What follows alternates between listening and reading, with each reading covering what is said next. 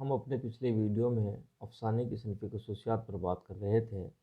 ان میں سے ایک خصوصیات ہے افسانے میں کردار کی اہمیت۔ یہ بات کرتے ہیں کردار پر۔ موجودہ زمانے میں پلاٹ سے زیادہ کردار کو اہمیت دی جا رہی ہے۔ تحلیل نفسی کے تحت کرداروں کا تجزیہ بھی کیا جاتا ہے۔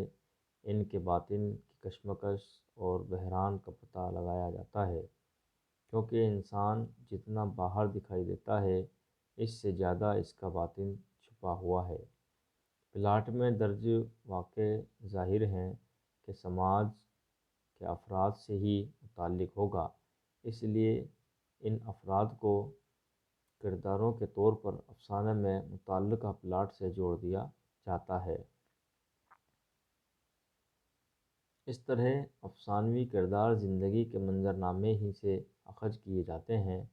افسانہ نگار اپنے تجربے اور اپنے تخیل سے اسے کچھ اس طور پر ازسر نو تخلیق یا تشکیل کرتا ہے کہ ہم یہ بھول جاتے ہیں کہ یہ حقیقی زندگی سے اخذ کردہ کردار ہے یا محض ایک فنی تشکیل ہے۔ ظاہر ہے تمام انسانوں میں بعض جذبے مشترک ہیں۔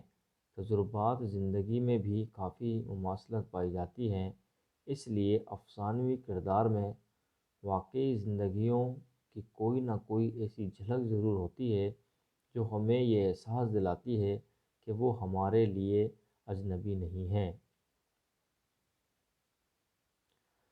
افسانے میں کرداروں کی اہمیت کو ظاہر کرنے والے دو سوال ہیں۔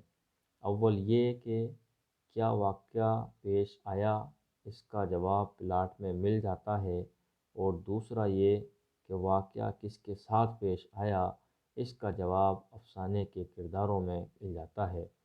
افسانے کو حقیقی شکل دینے کے لیے افسانہ نگار کے لیے لازم ہوتا ہے کہ وہ اپنے کرداروں کو اصلی صورت میں پیش کرے۔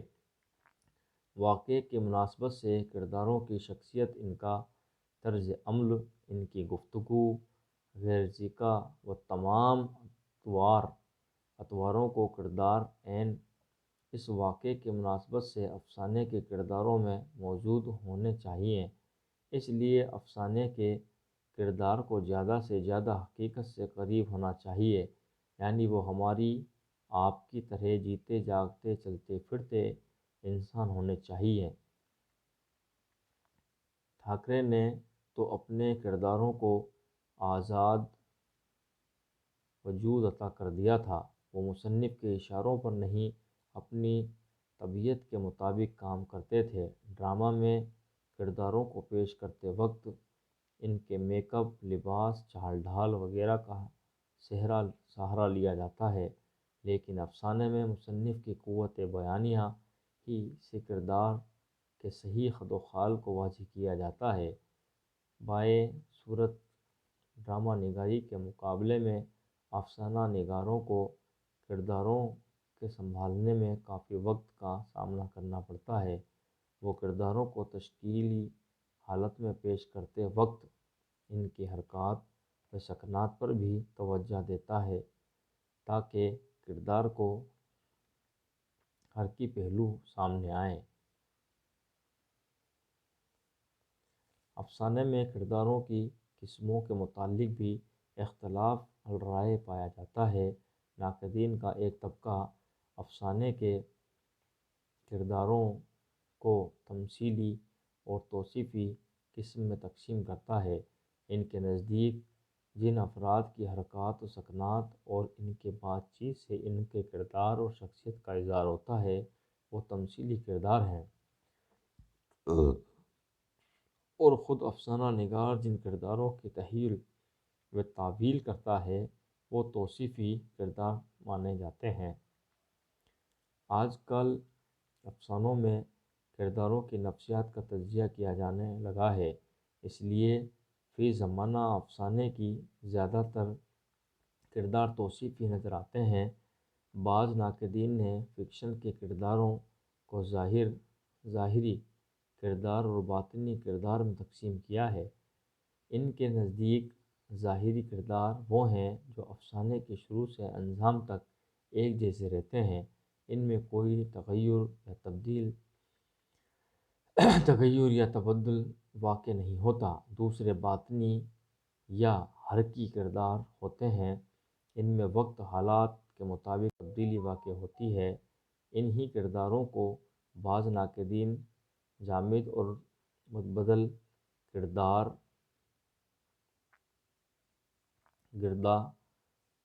گردانتے ہیں۔ بہرحال ان دونوں اقسام کے کرداروں سے کہانی آگے بڑھتی ہے اور اپنے انجام کو پہنچتی ہے۔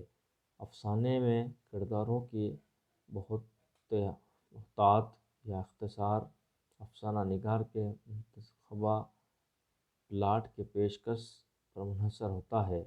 پلاٹ پیچیدہ نہ ہو تو کم کرداروں کے ذریعے بھی افسانہ نقطہ عروج پر پہنچ سکتا ہے، اور اگر افسانے کی کہانی پیچیدہ ہو تو پھر کرداروں میں اضافہ ضروری ہوتا ہے، لیکن ایسی صورت میں پلاٹ کی پیچیدگی افسانے کے تفہیم و تاثیر آفرینی میں منع ہونے کا امکان باقی رہتا ہے۔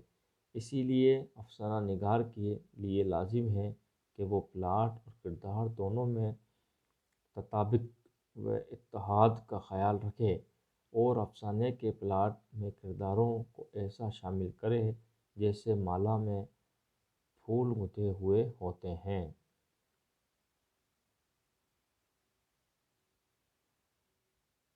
افسانے میں نقطہ نظر کی اہمیت، اس ٹاپک پہ ہم اپنے اگلے ویڈیو میں بات کریں گے۔